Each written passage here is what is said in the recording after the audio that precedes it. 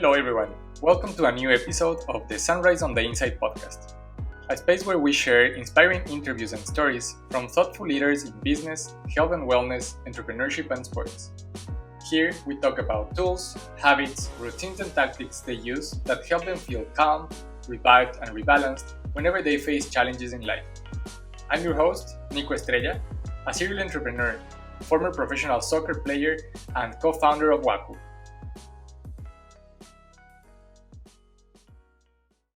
Hello everyone, welcome to the episode number 6 of the podcast. My guest today is Krysta Lewis, the CEO and founder of Aisling Organics, a revolutionary high-performance organic makeup brand. Within a few years of launch, Lewis has built a rapidly growing D2C startup and has garnered an extensive following to earn her the recognition of the Entrepreneur Magazine's Most Influential Entrepreneurs and Young Entrepreneur of the Year. Today, Krysta is a recognized speaker on the subject of scaling your business via TikTok. Krysta, welcome to the show. Thank you for having me. Super excited to have our conversation today. Me too. I love always the conversations that we have with Krysta. We have a small mastermind group where we share our stories as founders, and entrepreneurs. And I love those conversations always. I admire the work that you do with Aisling Organics, and today, of course, we will dive into the story on how you created the company and why you started Aisling Organics. But first, I wanted to start with a type of a kind of like a different story a little bit. I know that recently one of your TikToks became viral. And it was not that much about the organic company, but it was about a scam story. Can you tell us a little bit of what was that scam? I think it was Facebook Marketplace where you almost get scammed, right? It was, yes. My life is filled with the craziest stories, and this is just a great example of one of them. So as a business owner, I've always found myself to be pretty tech savvy. And whenever I've heard about scams, it's usually something that I thought my grandparents would fall for and not necessarily me. And so one day I decided to list a few pieces of furniture on Facebook Marketplace, thinking, hey, what could go wrong? And so someone reached out to me and said, hey, Krysta, I would love to buy this table that you put up for sale. Do you mind texting me so we can coordinate a time? And so I looked at her Facebook profile and she looked around my age. And as you can imagine, sometimes with meeting random people to sell things, it can be scary. I mean, you definitely want to meet with the right type of people. And so seeing that she was around my age, or at least it looked like, was comforting to me. And so I texted her and she said, Krysta, I would love to find a time to chat, but honestly, I'm a little nervous that you're not a real person. Can I send you a code that you send back to me that verifies that you are real before we meet? Dang. And you see, as a busy entrepreneur, I have a lot going on in my mind, and the whole process of just selling a piece of furniture was not a priority. So as I was getting into my car, I had probably about 30 messages at this point, just rapid responding to them. I said, sure, Ashley, no big deal. Send me the code and I'll send it back to you. So she sends me the code. I send it back to her, thinking to myself, what a smart girl, validating that I'm a real person, like I should be doing this. And before you knew it, about 5 minutes later, I had a horrible gut feeling. Like, what in the world did you do, Krysta? I mean, I didn't know if it was something that was bad or good, but I hadn't heard from her. So that definitely triggered the feeling. And so I decided to Google Facebook Marketplace, Google Voice scam, because the code came from Google Voice. And lo and behold, the first article is all about how people are being scammed on the platform. Oh my God. And so what essentially happened is this scammer, who even knows if it's a female, named Ashley, what she was trying to do was send me a code that verified her to have a new Google Voice account. And for those of you who are not familiar with Google Voice, essentially it's a fake phone number in which, let's say you were a consultant and you didn't want your customers knowing your real phone number, you would attach that fake phone number to your real one. So it still gets forwarded to you, but no one sees what that real number is. Got it. And so essentially, she was trying to create a new account so that she could go and scam people with this fake number, but it would originate at me versus originating at her. Oh, dang. And so at this point, I couldn't believe that I had fallen for that. And in hindsight, I'm like, yeah, I probably shouldn't have sent a code to somebody. But, it was a learning experience. And I thought, why not create a video and post it on TikTok? I had been pretty active on the platform and thought maybe it will save someone from falling for the scam. Well, posted the quick video that I filmed probably in 5 minutes in my bathroom. And overnight, we got about 2 million views. Oh my God. Crazy traction. 2 million views, like hundreds of comments about people experiencing the same thing or thanking me because someone asked them to send them a code when they didn't because they had seen the video. I mean, it was crazy. And at that point, I thought that was as crazy as the story was going to get. So I was about to ask that because it seems that a lot of people it's experiencing that type of thing because at least it hasn't happened to me, and my first thought is it's the same as you, like probably it's not that common that this is happening to that much people, but wow, Right. 2 million views, and then what happened after that? Yeah. So again, I thought that was the end of the story, just, helping people out, hopefully. And before you knew it, I had a direct message from a news reporter from an Oklahoma City news station.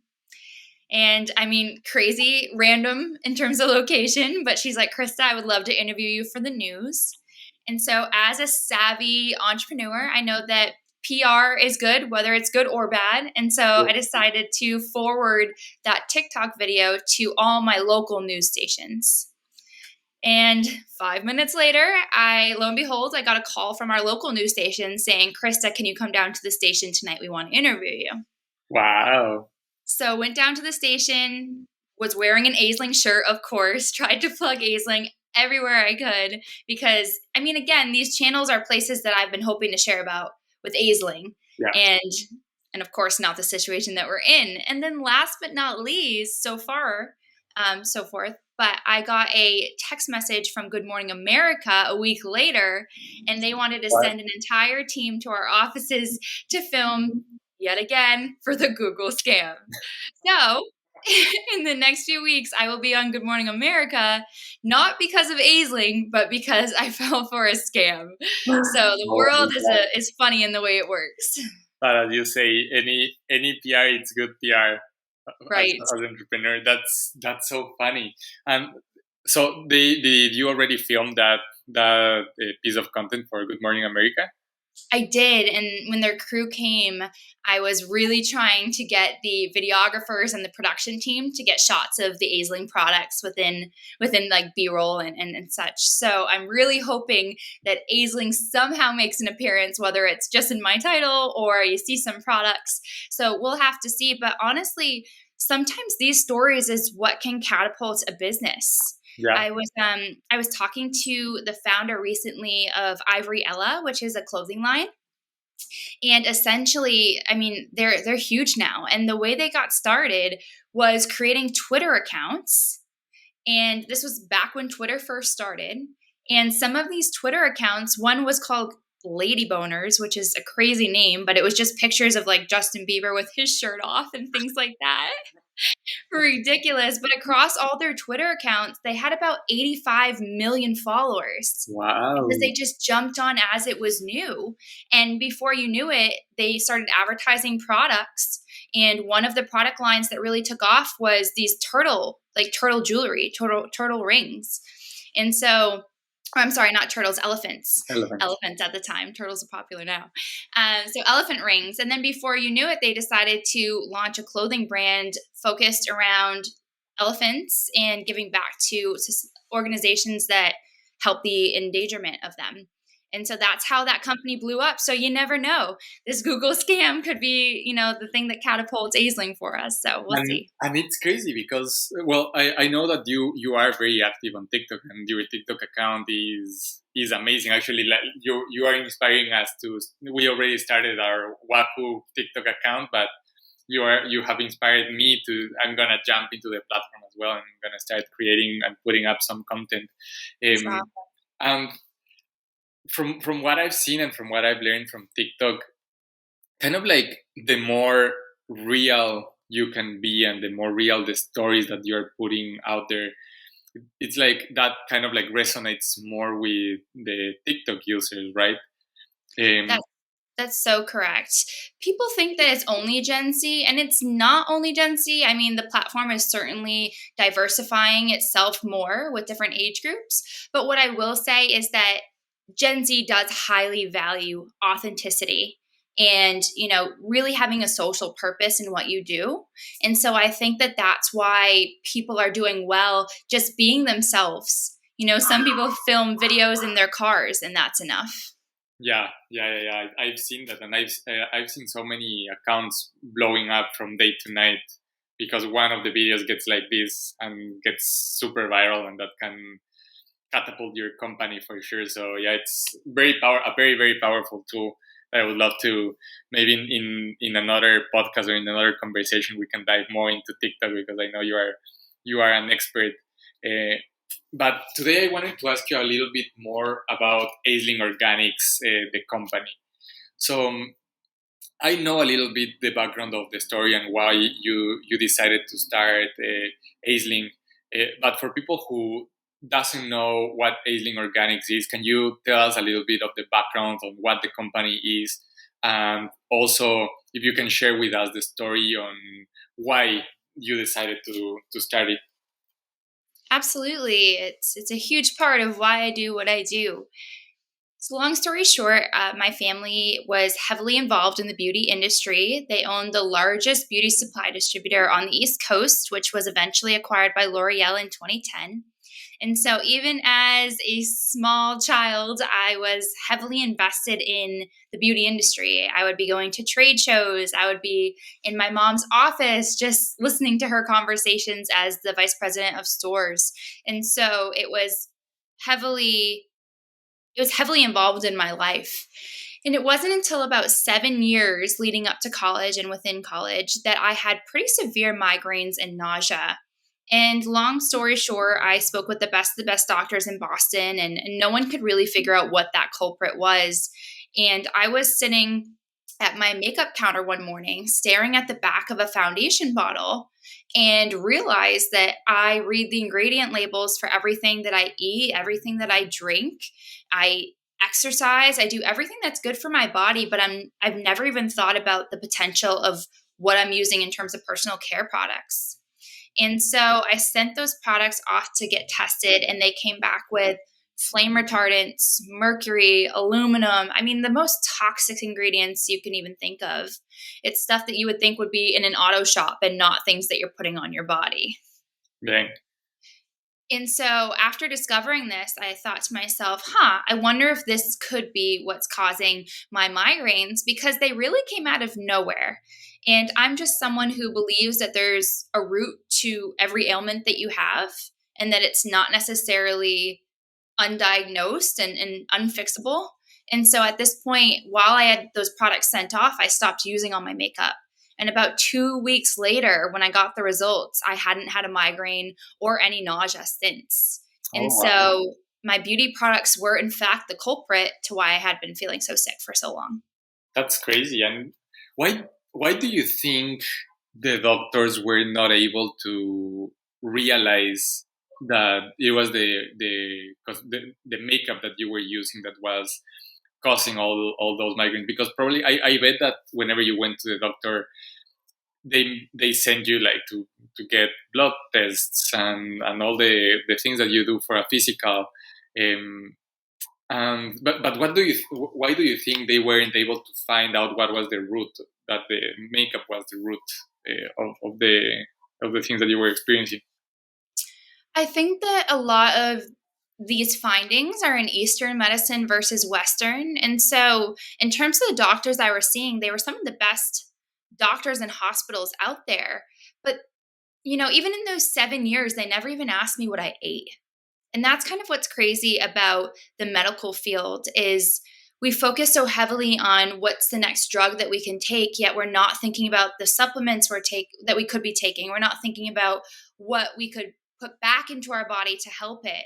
And so I think that that's a missing factor there. First of all, is being asked what you eat, because diet is so important in our bodies. Yeah. But not only that, but there was a huge segment on ABC, and it was showing exposure levels of someone who was using makeup versus not using conventional makeup, and how those levels of chemicals changed over time for the better, of course, with not using the conventional makeup. Mm-hmm. And they're very specific chemicals to test for. And so I'm just thinking that when I had those blood tests, they're not testing for those right things to identify the issue. Got it. How common do you think it is for people that's wearing makeup to have these allergic reactions to the components of the makeup? When I first started, I thought it was a just me problem. I was like, oh, I must be allergic to something in this product. No one else is probably experiencing it. And that's why originally the idea wasn't to launch a brand. It was just to help figure out why I had been sick. But as I started to share this story with other people, more and more either told me, hey, I can't wear any makeup because I break out in eczema. Or 2, I am gluten intolerant, so I can't use any lipsticks that have gluten in it. Or 3, people like me who have had migraines and other ailments that they've been able to isolate to their products as well. And so it was more and more popular as I started to talk about it. Wow. Yeah. Well, probably me. I've never used that, but I don't. My sisters that use makeup. I think I've never heard that they have attributed any ailment to the makeup, but probably like some of the like sickness that they've had in the past maybe was caused by makeup, and they didn't even know about it. It absolutely could be, and I just think that there needs to be more education around it. We saw it first with food, that people had to start being more transparent because that's what society wanted. And Mm-hmm. that took, a few years before it started to be more normal for us all in terms of wanting these healthier products. And then in terms of personal care, the first product that really stood out and had that research behind it was deodorant. So Yeah. that's why people are switching from aluminum-based deodorants, because they're finding links to breast cancer for both men and women. And so that's been the first personal care product that has had the spotlight on it. And that's why we've seen, if you look at like merger and acquisition activity, that brands like Native and Schmidt's deodorants are the ones that not only grew really fast, but got acquired really fast, because the bigger conglomerates are starting to understand that that's what consumers are wanting. And so it started with deodorant, and now I feel that it's moving into skincare and then eventually makeup. And so if you give the industry a few years, I think that it will be more common that this is talked about. Yeah, no, I know Native, and I changed to natural deodorant like a while ago. But it makes sense, right? Because it's like skin is a very absorbent organ, right? And like normally you don't think too much about it, but whenever you put lotion or whenever you put makeup on top of the skin, um, probably that's the way I used to think, and it's like it's just like on top of it, right? It's like you wash it out and it's gonna go away. It's not getting into your system. It's not like you're not eating the things, Mm-hmm. and maybe that's why a lot of people think like, okay, just like on top of my skin, it's not gonna affect it's not gonna get into my bloodstream, or it's not gonna get inside my organs and my body. But Right. that's not the case, right? Like, it gets It's absorbed. not the case. The best way that I've thought about this is think about nicotine patches and birth control patches. Mhm. If the skin wasn't a gateway, then there wouldn't be dermal patches to infuse that drug into our bodies. And so it's almost worse if you put a toxic chemical on your skin, because it's absorbed right into the bloodstream.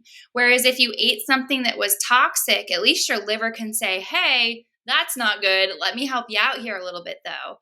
But again, with personal care products, you really need to be careful about what you're putting on your skin. But with that being said, I have people who come to me every day and they're like, Krysta, I want to switch over to more natural products, but I don't have thousands of dollars to do that. That would be insane. And what I always tell people if you're trying to start on a cleaner journey is to look at the products you're using on the largest portions of your skin or on the mucous membranes. So, one would be switching deodorant. That's an easy switch. It's not an expensive switch either. And then, second, foundation that you're putting on your face or lotion. Those are things that should be switched next. And then following by lip products because, of course, you're eating them. And so switch those main products. And then as you run out of the conventional products that you're using for those other categories, just buy a cleaner alternative when you go to buy it. Got it. Yeah. So I know that whenever you switch deodorant, I know that at least for me, one of the main kind of like fears that I had was that the new deodorant was not gonna be as effective as my previous deodorant because I was using, I think it's a Gillette uh, that had aluminum with it, and I probably don't look like that right now, but whenever it's super hot, I sweat a lot. So normally, whenever I used to buy deodorants, I normally went for the one with maximum coverage, like the one that says like extra strong. So because it makes you insecure, right? Like if I am wearing a shirt and I am going to a meeting, and if I show that like I am sweating a lot, it like makes me feel uncomfortable and like how sure of myself I am. So I know that making the change to a natural deodorant for me, like my biggest scare was, okay, it's not gonna be as useful. And I know that for deodorant, as I've been using for so much time the aluminum deodorant. Sorry for the ambulance right now, but as I've been using for so many years aluminum deodorant, kind of like my skin was too used to it. So whenever you make the switch, it takes some time for your body to kind of like detoxify from the aluminum, right? And it's gonna be like maybe a couple weeks where you are gonna feel that it doesn't work, but after that, those 2 weeks, once you get used to it and your body gets used to it, it just works as good as like the aluminum deodorant. So I know that at least for me, that was like the biggest fear, right? Because of course it gets into like your self worth and like your self esteem, and I know that probably with makeup, that's also the case, right? Because like I know that a lot of people uses makeup as this tool to just like foster your like how secure you are whenever you go to a meeting or whenever you go to work.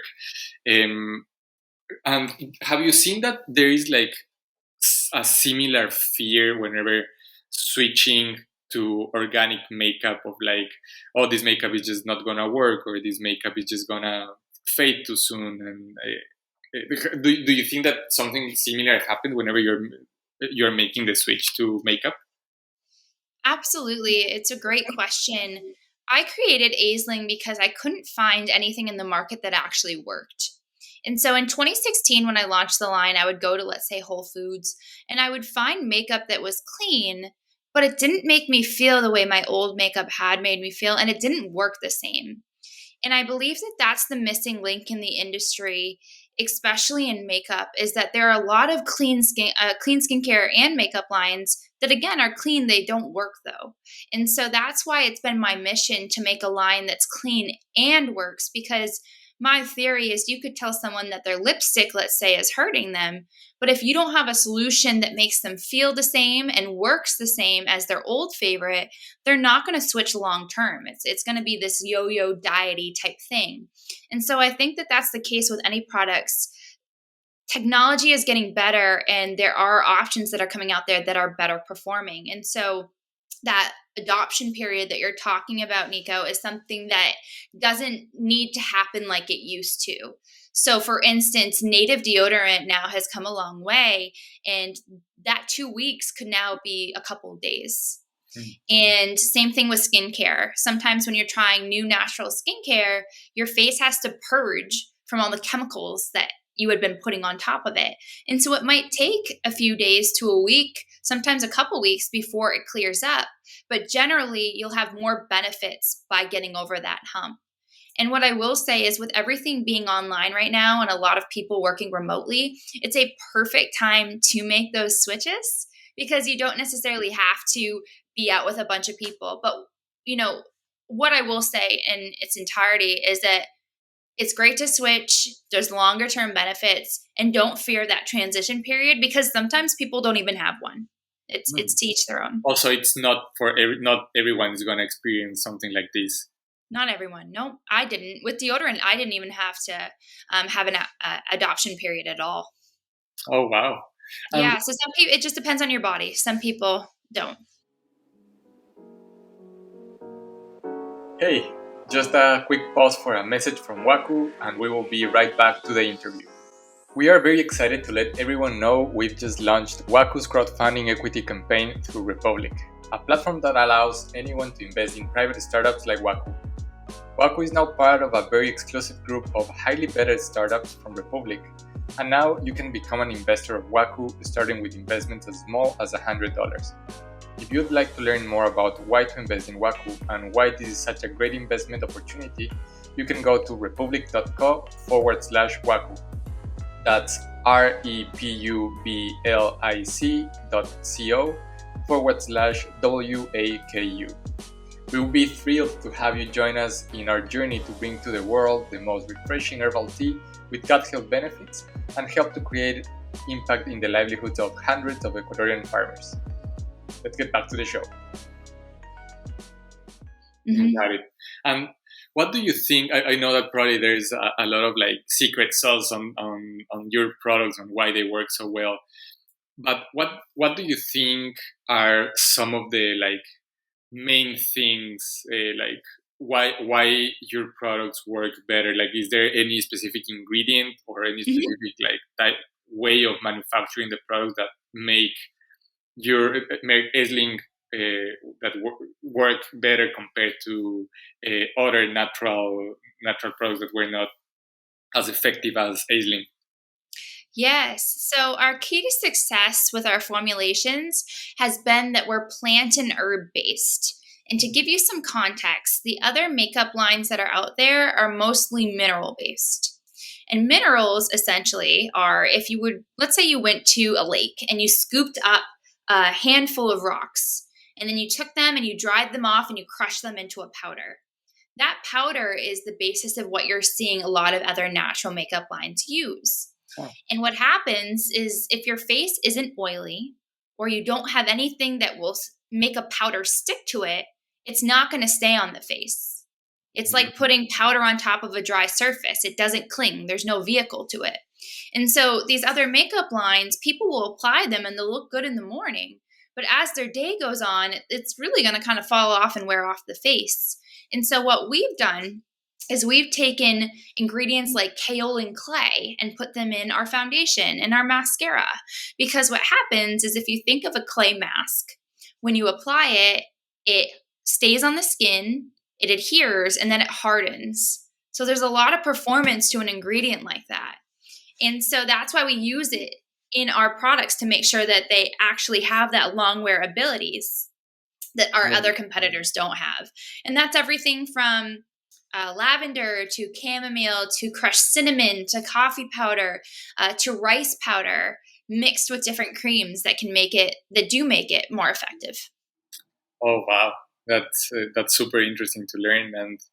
And why do you think the big makeup companies are not just changing their formulations to make them better for people? Is it similar to, because like I know that in the beverage industry, the big players like Coke or Pepsi, they just know that they can get away with it basically because they are selling so much of their product that they don't care, and they just don't change all the sugar that they are putting into their drinks.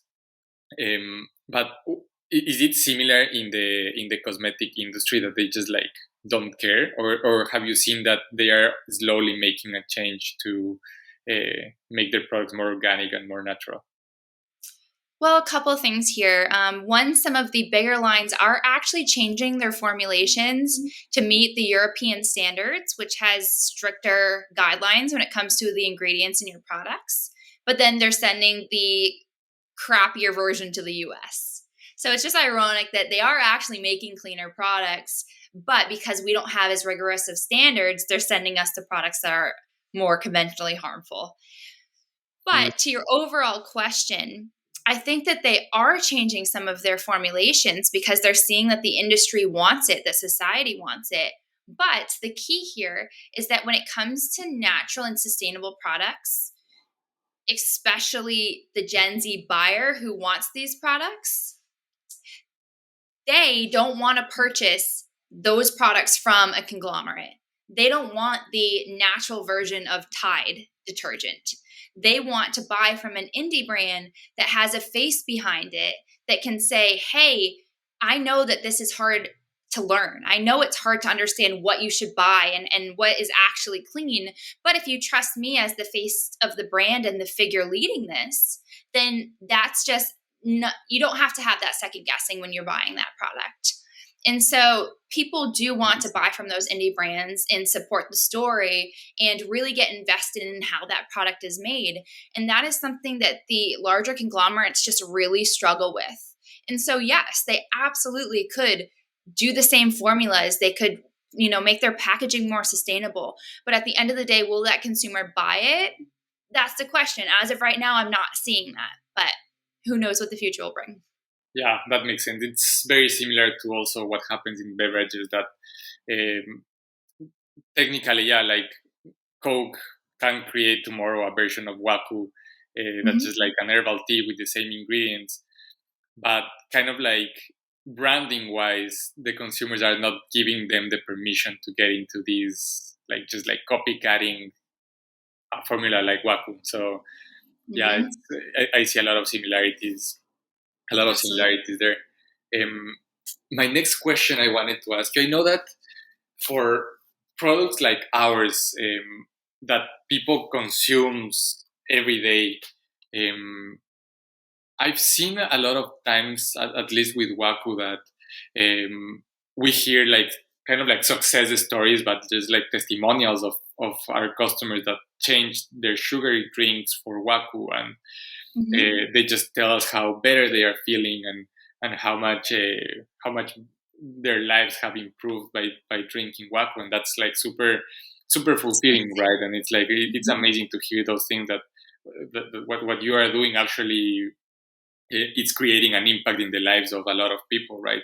And I my best guess is that of course a makeup company can have a lot of these type of stories as well, right? Because makeup it can be such an important tool in the lives of a lot of people um, Absolutely. that you wear every day, and it's very important to like your personality and your the way you see yourself. So I wanted to ask you, can you remember like any very cool story from one of your customers that has reached back to you, and like what was the story like, how were they before starting to use your products, and how was their lives afterwards? Yes, absolutely. These stories are the ones that I hold near and dear to me because it helps fuel me pushing through the hardships that everyone has in business. We had this one woman who emailed me and she said she had heard about our line and that she hasn't ever been able to use makeup because she breaks out in hives. And she said, Krysta, I really want to give makeup a try. I'm going to take an entire week off just in case I get a reaction. Oh, And wow. so she came into our offices and I started one product at a time, super hesitant because I didn't know what her body was going to do. Because the other thing to note here is that let's say you're allergic to chamomile.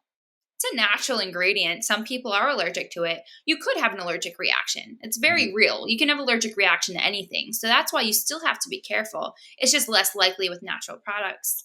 And so as I applied one product on the other product on top of the other product, we waited each time to see if anything would happen. And as soon as we saw nothing did happen, we continued those steps until she had a full face of makeup on. And by the end of it, she literally had tears in her eyes because she's like, Krysta, I feel so beautiful right now. I just really, really hope that I can go on with the rest of my day and it won't impact me. It won't give me hives. And so she left the offices and I crossed my fingers because I'm like, please, like, have this be the one solution for her. And lo and behold, I got an email that next morning, I believe it was like at 5 a.m. And she was ecstatic. And she's like, Krysta, this is the first time I've ever been able to wear makeup. And I truly believe my life has changed because of it. And she has been a huge voice of supporter of ours because she now can feel confident in her own body. Not that she ever needed makeup, but you know, as a woman and men too, sometimes you just want to spruce things up and play around, and that's how she felt. And so that story always is very close to me because that's why we're doing what we're doing. I love that story. That's such a powerful story because it does change the lives of, and I bet like that you have probably a lot of other customers that some of them reach out and some others don't reach out. Absolutely. But I love that, and I love that. I know that that's a big important, like this is a big why behind why you keep doing what you're doing, right? And this brings me to my next question, and it's so far. I know that you've been doing Aileen for like 5 years or so. What do you think has been one of the biggest challenges you've faced as being an entrepreneur, or like it can be like personally or business wise? What has been one of the biggest challenges you've faced so far, and what kept you going, and what helped you to overcome that problem that you faced? One of the biggest challenges has been being taken seriously as a young female entrepreneur. When I first started my line at 21 years old, I was very naive, and I had heard about the stories of people having trouble as females in business, especially young ones, but I had never experienced it myself, and so it wasn't something I thought about a lot, and almost viewed it as it won't happen to me type thing. And as we started raising funding for the business, I experienced so many really unfortunate situations between people not taking me seriously. If I'm with a male counterpart, they only talk to him. In my pitches, being told if I didn't wear a colorful blazer or if I wore a wedding ring, that I'd have a better chance of getting funding. It's been pretty crazy in terms of not only that, but just like inappropriate comments and behavior from investors. And so that's a challenge that you never expect. Business is hard enough as it is, and you throw those dynamics into play, and it gets really tricky. And to not only have experienced those, but find out only 2% of funding right now is going to women-owned businesses, it just shows us that a lot of change has to happen in the industry. And so I always try to be a voice for other young female entrepreneurs or just female entrepreneurs in general, to show them that you can push forward. You don't have to work with people who don't treat you the way that you want to be treated, and you'll always find a solution. You just need to be persistent to find those right people that you can have in your corner. That sucks, but yeah, it's so important to have a figure like you. Of course, you are probably an inspiration for a lot of other women entrepreneurs out there. It's amazing what you do. So yeah, it's and then whenever, let's say you encountered a scenario like this, right? Like you went to a pitch and like the investor was like shitty like this, and this happened to you. In these specific moments, what was like your mindset or your thought process whenever you were experiencing that? Because I can see definitely with like all the things that you face as an entrepreneur, it's sometimes you feel you're fighting a war in so many fronts, and on top of that, adding that like not being taken serious just because you're a woman. What do you think is your mindset to overcome that in those specific moments? A couple of things. First and foremost, I remind myself this isn't a me problem. I do not need to change. This is a them problem. Their views are incorrect. The way they're acting is not appropriate. It's not a reflection of me. And so, as soon as you realize that it's not you making a mistake, it's easier to push forward and just say, I got to keep going on this path. These people aren't a good fit for me. And especially early on when you really do need the funding, sometimes you feel like it's a make or break situation if you don't take the deal or if you don't work with this certain person. But at the end of the day, everything will work out, and you'll find other options for funding. You'll find people who respect you and believe in you, and that's exactly what's happened for us. I have a handful of people in my corner who they trust me as the CEO of Aisling, and they know that I'm going to make the right decisions, and they don't make comments like the ones that I've seen from other people. And just think of it as a blessing. You're seeing that red flag early on, not after you've gone into business with them. And so it's up to you to make the decisions that's right for you and right for your business, and keep just pushing forward until you find what works. I love that. Yeah, I agree 100%. That the people that you have to have in your corner, it's better. You have to be very selective with them for sure, because of course, when things are going well, probably everybody's gonna be happy. But you really need to have the right people to be in your corner whenever things start to go south, because then as we said earlier, it's hard running a business. It's hard doing a lot of things, and to have a good support system is a key to success for whatever part of life you apply it to. Yeah, I agree 100%. My next question, Krysta, is what currently has you excited in the world of organic cosmetic and the cosmetic industry? What have been like new things or new trends that have you excited right now?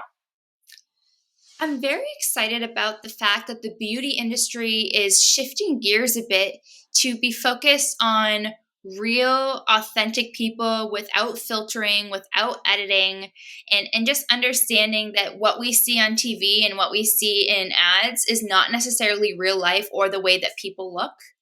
And I think that that's come a long way from where it has been years ago, especially for the young girls who are looking up to the prominent figures in the beauty industry and learning what is right for them and what they should absorb. And so I think that that's come a long way. It's not just specific to clean, but it's certainly in general.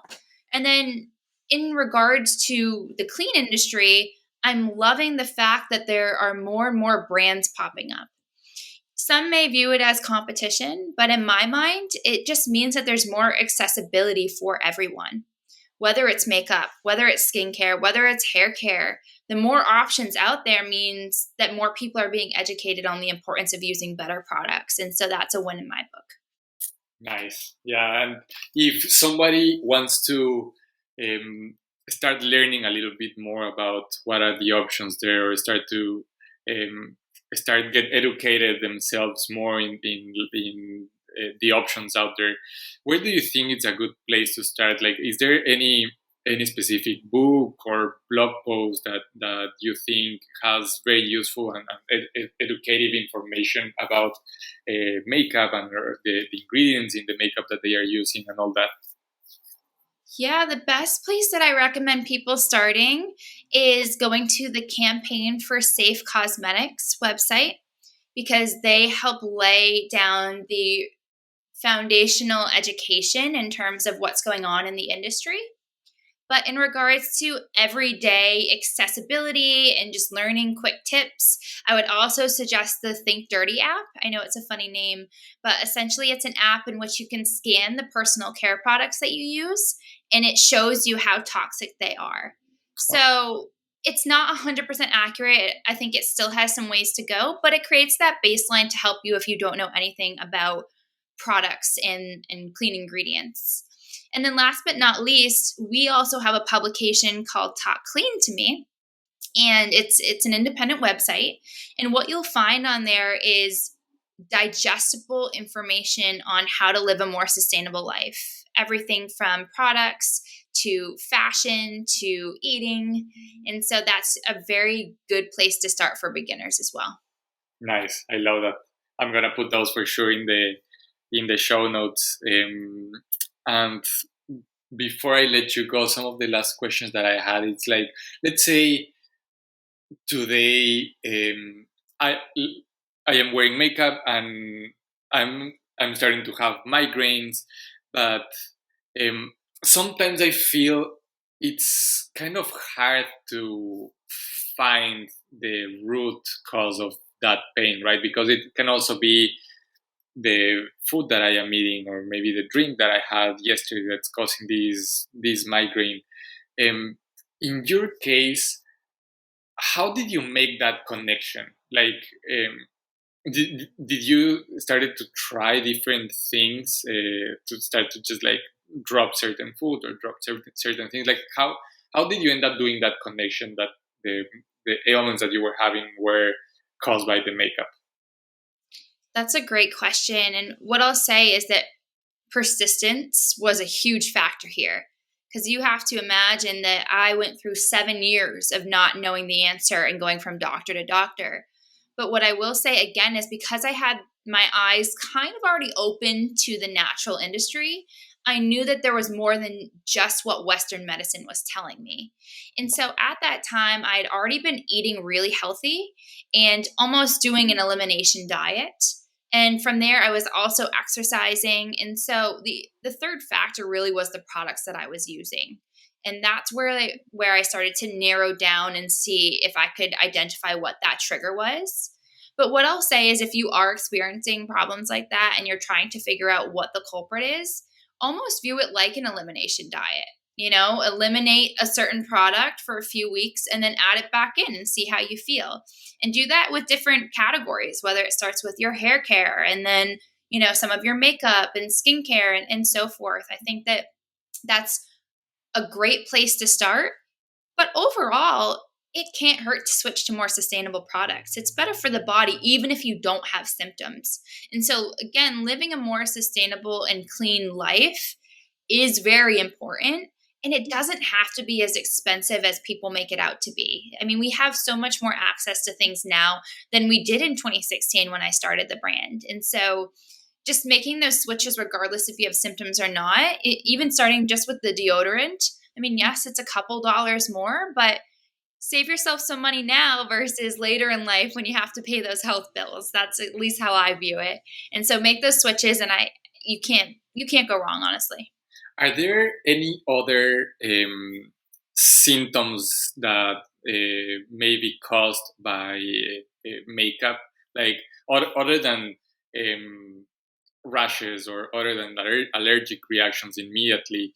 Are there more like underlying things that can be that may be caused by the makeup? Because like I know that, for example, with gut health and like with the products that we do, gut health affects a lot of things, right? And it affects from like your mood, your energy levels. So it does have like a lot of ramifications. So do you think with makeup and the things that you put on your skin, are there any other type of like symptoms that may be causing this or something like this?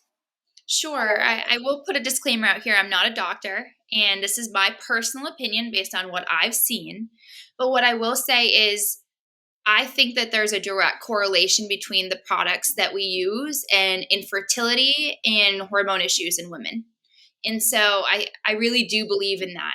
And therefore, if you're having any of those types of issues, or you're finding, let's say, your time of the month is just, not consistent and you're in a lot of pain and all these things are happening, I would really think about, again, the products that you're putting on your skin, because it's so easy to absorb a product and it just throw off your hormones. And so that's where a lot of those root symptoms are coming from, whether it is the nausea like I was experiencing, or the migraines, or bad cramps, or, infertility issues, or so forth. And that's kind of why you hear doctors talk to pregnant women and say you should think about your products. It's actually the only time they mention products at all is when women are pregnant. And that's what actually encourages people to get into this industry. But what I suggest is to take a few steps prior to that and already get into that industry before you're already pregnant and thinking about it. That makes a lot of sense. Thank you so much, Krysta. This has been very, very educative for me. I learned a lot, and I know that people that's listening has been learning a lot. Thank you for sharing all this knowledge. And if people would like to connect more with you and learn more about Aisling, what are the best social medias to connect through? Sure. So Instagram and TikTok, my handle is at its Krysta, Krysta Lewis, Lewis. So that would be the easiest if you want to just DM me, but you could always email Krysta at aislingorganics.com for direct access. Awesome. Is there any ask that you would like to make to the audience today? Any new project or any exciting thing that's going on with Aisling? My only ask would be to spread the word. Spread the word about my story. Even if it hasn't impacted you, let's talk about it, because I think more people need to be aware, and awareness is a start, even if people aren't making a switch yet. Awesome. Love it. Thank you so much, Krysta. It was super nice to have you on the podcast. Thank you. Bye-bye. Hello, everyone. This is Nico again, and just a few more things before you take off. If you'd like to be part of the Waku tribe to be the first one to know about the launch of exclusive flavors, special promotions, and content about health and wellness, just go to livewaku.com, that's livewaku.com, and sign up for our email list. And if you sign up, I hope you enjoy being part of our community.